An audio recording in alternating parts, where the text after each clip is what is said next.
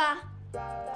Saat itu Qian Heng terkejut dengan kedatangan ibunya, tetapi ibu Qian Heng malah terlihat senang dan memaklumi kondisi tersebut karena ia juga pernah muda. Padahal Cheng Yao terus berusaha menjelaskan jika ia dan Qian Heng tidak memiliki hubungan apapun, namun ibu Qian Heng tidak percaya sama sekali. Cheng Yao pun mengatakan bahwa ia adalah asisten Qian Heng. Akhirnya ibu Qian mengundang Cheng Yao untuk bertemu dengannya di sebuah restoran. Keesokan harinya ibu Qian Heng dan Cheng Yao pun bertemu. Ternyata kali ini ibu Qian Heng ingin menguji Cheng Yao dengan memberikannya sejumlah uang dalam jumlah yang cukup banyak agar Cheng Yao mau meninggalkan anaknya, namun Cheng Yao tetap bersikeras menolak pemberian uang itu karena Qian Heng hanyalah bos Cheng Yao. Cheng Yao juga terus menjelaskan bahwa ia dan Qian Heng tidak memiliki hubungan apapun dan hanya teman serumah, tetapi ibu bosnya itu terus saja berbicara dan sama sekali tidak mempercayai penjelasan Cheng Yao.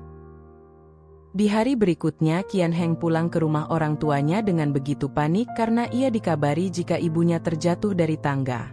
Ternyata Qian Heng dibohongi oleh ibunya yang terus saja berakting seperti biasanya. Tak berselang lama Cheng Yao juga ada di sana. Kedatangannya membuat Qian Heng sedikit terkejut, namun ibu Qian Heng malah berakting dengan begitu parah. Melihat kondisi ibu Qian Heng membuat Cheng Yao menjadi sangat panik. Sementara Qian Heng malah bersikap biasa saja sebab ia mengetahui bahwa ibunya hanya sekedar berakting. Kali ini ibu Qian Heng meminta agar mereka berdua terus bersama, tetapi Qian Heng dan Cheng Yao membantah hal tersebut dan terus menjelaskan jika tidak ada apa-apa di antara mereka berdua. Akhirnya Qian Heng pun memilih untuk pergi meninggalkan mereka. Lalu ibu Qian Heng meminta bantuan Cheng Yao untuk membohongi Qian Heng agar ia mau melakukan kencan buta. Ibu Qian Heng juga terus saja berakting agar Cheng Yao merasa iba dan bersedia membantunya. Alhasil mau tidak mau Cheng Yao terpaksa membantu ibu Qian Heng karena kasihan. Keesokan harinya Cheng Yao dibuat bingung sebab ia harus membujuk Qian Heng agar mau melakukan kencan buta tanpa membuatnya merasa curiga sama sekali. Tak berselang lama orang tua Cheng Yao pun ada di sana. Saat itu mereka saling mengobrol, tetapi orang tua Cheng Yao malah mengambil kupon restoran yang disiapkan ibu Qian Heng karena mereka mengira bahwa kupon tersebut memang disiapkan Cheng Yao untuk mereka berdua. Di malam hari Cheng Yao mulai membujuk Qian Heng, tetapi Qian Heng mengira jika ia akan berkencan dengan Cheng Yao. Ajakan itu benar-benar membuat Qian Heng merasa sangat bahagia. Di hari berikutnya Qian Heng lebih dulu sampai di restoran tersebut, namun ia malah dihampiri oleh seorang wanita. Qian Heng yang mengetahui bahwa pertemuan itu direncanakan oleh ibunya membuatnya merasa sangat kesal. Qian Heng juga ingin meninggalkan wanita tersebut, namun perkataan wanita itu membuatnya terpaksa tetap ada di sana. Bahkan di saat yang bersamaan orang tua Cheng Yao juga ada di sana dan melihat kebersamaan Qian Heng dengan wanita tersebut. Hal itu benar-benar membuat orang tua Cheng Yao begitu marah padanya. Wanita tersebut juga pergi meninggalkan Qian Heng.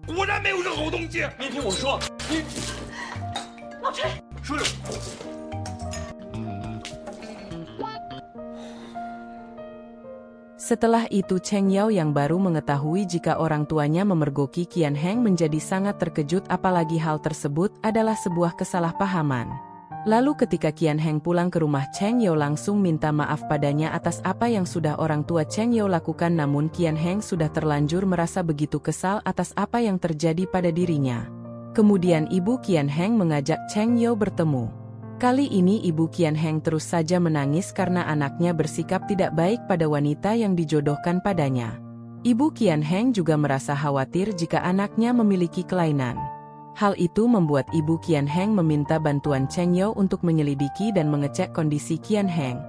Alhasil mau tidak mau Cheng Yao pun terpaksa membantu ibu Qian Heng. Keesokan harinya Cheng Yao mulai beraksi dengan memperlihatkan bukti bahwa Qian Heng memanglah lelaki sejati, tetapi tindakan Cheng Yao malah dipergoki oleh bosnya itu. Hal itu malah membuat Qian Heng salah paham pada Cheng Yao sebab ia mengira bahwa apa yang Cheng Yao lakukan adalah sebagai bentuk hasrat yang ada di dalam diri Cheng Yao. Tak disangka hal itu malah membuat Qian Heng terlihat begitu bahagia. Tak berhenti di sana, Qian Heng juga kembali dibuat terkejut sebab Cheng Yao memberikannya sebuah ramuan perkasa, padahal semua itu adalah ulah ibu Qian Heng sendiri.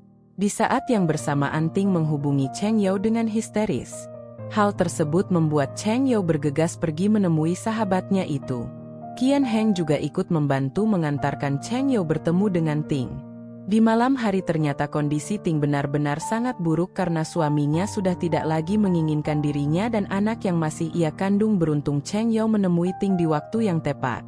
Mengetahui kondisi Ting langsung membuat Cheng Yao berusaha menenangkannya. Qian Heng pun memperlihatkan kepeduliannya pada kedua gadis itu, bahkan tiba-tiba saja Qian Heng malah bersikap romantis pada Cheng Yao sekretarisnya itu. Sampai akhirnya Qian Heng mengantarkan mereka pulang ke rumah Ting. Tak disangka di sana mereka malah memergoki suami Ting sedang bersama wanita lain. Hal tersebut membuat Ting dan wanita itu bertengkar hebat, bahkan parahnya lagi suami Ting lebih memilih wanita tersebut daripada Ting. Alhasil Cheng Yao langsung membawa Ting untuk pergi dari sana. Saat itu Qian Heng prihatin melihat kondisi Ting.